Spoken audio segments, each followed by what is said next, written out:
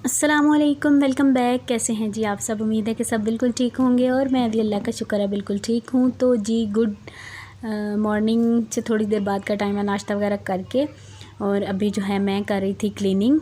तो क्लीनिंग में ये है कि सबसे पहले मैं झाड़ू लगा लेती हूँ और उसके बाद जो है डस्टिंग करती हूँ और फिर मोपिंग जो है ना करती हूँ, या मैंने फ़र्श अगर धोने हो ना तो फिर मैं बाद में धोती हूँ। तो मुझे ना काफ़ी रिक्वेस्ट आ रही थी कि आप जो है क्लीनिंग पे वीडियो बनाएं। तो क्लीनिंग पे वीडियो बनाना मेरे लिए इंतहाई मुश्किल है, क्योंकि मैंने चूँकि सामने भी नहीं आना, मेरी कोशिश होती है कि मैं बिल्कुल भी सामने ना आऊँ। तो फिर आपको पता है कि क्लीनिंग की जो वीडियो होती है ना उसमें सामने बंदा आ ही जाता है। बल्कि ना मैंने एक दो दफ़ा शूट की है, लेकिन मैंने अपलोड नहीं की क्योंकि उसमें जो है ना मैं काफ़ी हद तक सामने नज़र आ रही थी। तो मैंने कहा नहीं, इस तरह से अच्छा नहीं लगता है। तो बस फिर यहाँ पर जी सबसे पहले जो है मैं सारी चीज़ें समेट लेती हूँ, मतलब बिस्तर वगैरह तय लगाना और सारी डस्टिंग कर देना, जैसे बेड वगैरह झाड़ लेना, झाड़ने वाली जो चीज़ें होती हैं वो काम मैं कर लेती हूँ। तो उसके बाद मैं सारे जो है झाड़ू लगा देती हूँ, दोनों कारपेट्स पे भी जो है ना झाड़ू ही लगाती हूँ। मेरे पास फ़िलहाल वैक्यूम क्लीनर नहीं है, तो बस मैं सोच रही हूँ कि मैं एक ले लूँ, लेकिन अभी मुझे मतलब कुछ समझ भी नहीं आ रही कि कौन सा लेना चाहिए, कैसा लेना चाहिए। तो झाड़ू लगाने के बाद बेडरूम जो है उसको मैं यहाँ पर सारी जो चीज़ें हैं ना उसकी डस्टिंग कर रही हूँ। डस्टिंग मैं रोज़ाना ही करती हूँ क्योंकि हमारा जो घर है ना वो रोड पर है, और मिट्टी भी आपको पता है जब उड़ती है ना तो सारी ऊपर की तरफ ही आती है। तो सुबह जब उठती हूँ ना तो बिल्कुल ये जो शीट्स है ना डार्क कलर में है, तो इन पर तो वाज़े मिट्टी जो है ना लेटे लेटे तो बिल्कुल सही नज़र आ रही होती है। तो बस यहाँ पर डस्टिंग कर रही थी। और फर्नीचर जो है वो मैं मंथ में एक दफ़ा जो है ना डीप क्लीन करती हूँ। वैसे इसको मैं हल्का, ये देखें अब मिट्टी किस तरह से आई हुई है, तो हल्का हल्का बस साफ़ कर देती हूँ। ये है कि ये जो कपड़ा है ना ये लीलन का कपड़ा है, तो इससे बड़ी अच्छी इसको हल्का सा मैं गीला कर लेती हूँ, बिल्कुल अच्छे से, मतलब गीला करके थोड़ा थोड़ा खुश्क हो जाता है ना तो फिर मैं इसके साथ डस्टिंग करती हूँ। और फर्नीचर मैं किस तरह से क्लीन करती हूँ मैंने वीडियोस में ना शेयर किया हुआ है, और एक स्पेशल मैंने अलग से वीडियो भी बनाई हुई है, तो वो मैं इधर लिंक आपको दे दूँगी, आप देख लीजिएगा। तो मंथ में बस एक दफ़ा उससे क्लीन कर लें तो आपका पूरा मंथ जो है ना, बस आप सूखा जो कपड़ा होता है ना, मतलब खुश्क कपड़ा लेके उससे बस इसको साफ़ कर दें तो बिल्कुल ऐसे शाइन करता रहता है। और बाकी ये जो प्लास्टिक के हैं या शीट्स वगैरह ना, इन पे मैं जो क्लीनर बनाती हूँ ना किचन के लिए, वही मैं यूज़ करती हूँ, उसी से ही इसको मैं क्लीन करती हूँ। उसका भी मैं लिंक आपको दे दूँगी, तो वो आप देख लीजिएगा, क्योंकि फिर आप लोग पूछते हैं कि आप क्या करती हैं, और अक्सर जो है बर्तनों के बारे में पूछा जा रहा है कि बर्तन कैसे साफ़ करती हैं, तो उस पर भी मैंने वीडियो बनाई हुई है। एक्चुअली हर वीडियो में बताना थोड़ा सा मुश्किल होता है, क्योंकि फिर कुछ लोग कहते हैं कि आप एक ही बात बार बार क्यों बताती हैं। तो जो लोग नए मुझे मतलब ज्वाइन करते हैं ना, वो लोग पूछते हैं, तो उस पर भी मैंने वीडियो बनाई हुई है, तो वो भी आप देख लीजिएगा। तो उसका भी लिंक मैं जो है ना ये आई बटन में तीनों लिंक जो है ना मैं आपको दे दूँगी, तो आप लोग चेक कर लीजिएगा। बस अब मुझे याद रह जाए जब मैं वीडियो अपलोड करूँ। तो बस उसके बाद जी यहाँ पर मैंने सारा जो फ़र्श है ना किचन में रोज़ाना डेली ही धोती हूँ, स्पेशली गर्मियों में।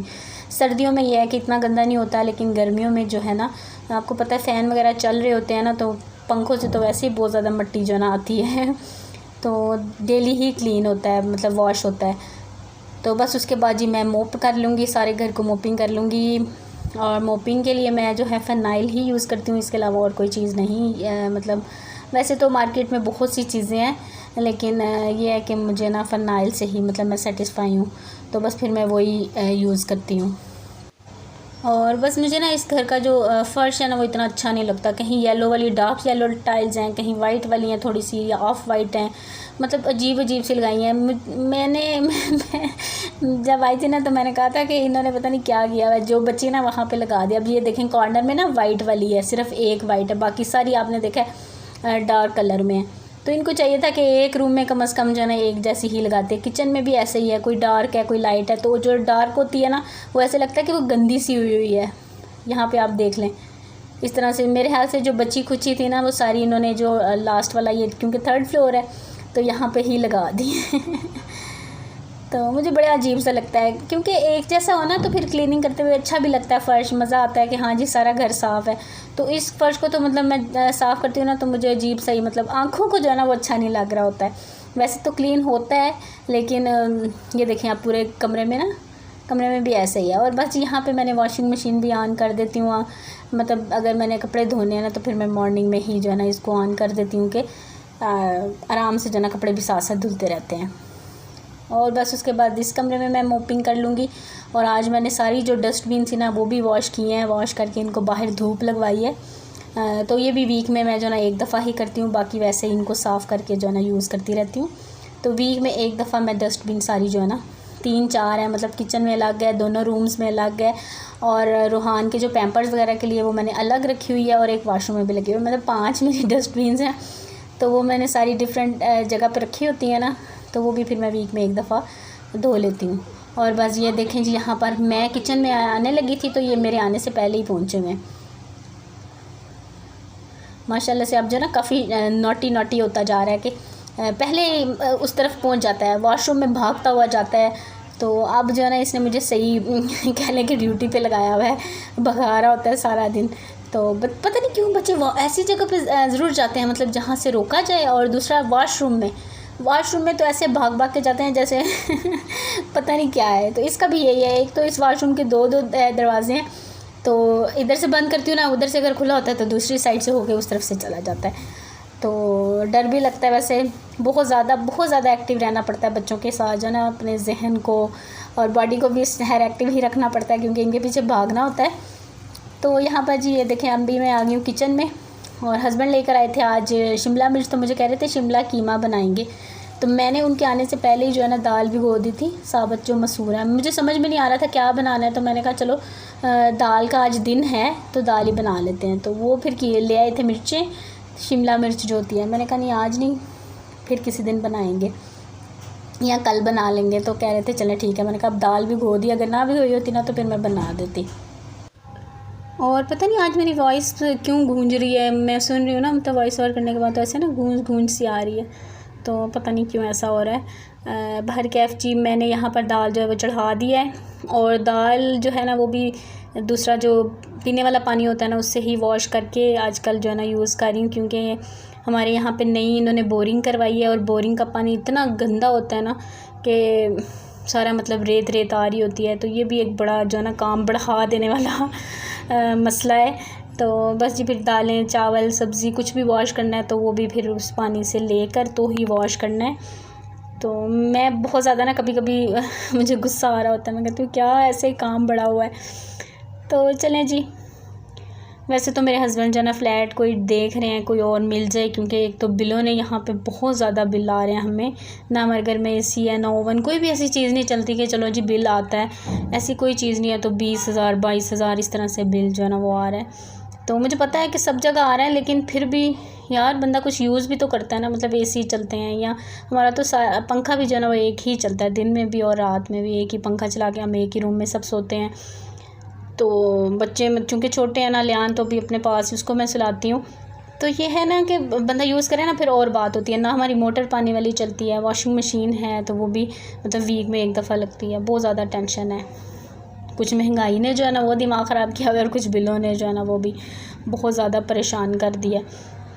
तो बस जी दाल मैंने चढ़ा दिया, प्रेशर लगा दिया, सिंपल सी उसमें मैंने नमक मिर्च हल्दी मतलब जो सिंपल मसाले हैं वो डाल के, तो इसको मैं 15 से 20 मिनट के लिए प्रेशर लगाऊंगी, और साथ ही तड़का भी तैयार कर लूँगी। और दूसरी तरफ मैंने ना चावल भी साथ ही चढ़ा दिए थे, क्योंकि मगरिब के टाइम जो है ना हस्बैंड ने खाना होता है, तो बस फिर मेरी इस वक्त जो है ना भाग दौड़ लगी होती है।